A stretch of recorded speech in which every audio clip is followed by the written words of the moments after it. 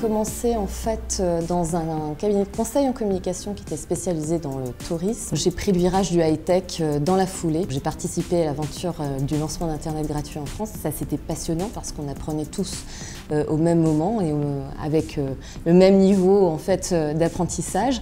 Et c'est vrai que j'ai vu naître à l'époque des Google, des Amazon, et ça, c'était vraiment passionnant et magique. En ce qui concerne les projets d'American Express, on en a un qui nous tient particulièrement à cœur en ce moment, qui est de préparer l'arrivée de notre nouveau DG, qui est une femme en l'occurrence. Donc ça va être passionnant dans un monde qui est a priori masculin dans un univers financier. On a un métier où on est porte-parole d'une société, donc on se doit de s'adapter, être très à l'écoute en fait de nos interlocuteurs, savoir nous rendre disponibles, être particulièrement rigoureux et puis savoir utiliser de l'audace à bon escient. Pourquoi j'avais choisi les FAP? Eh bien tout simplement, ça c'est peut-être un peu plus atypique.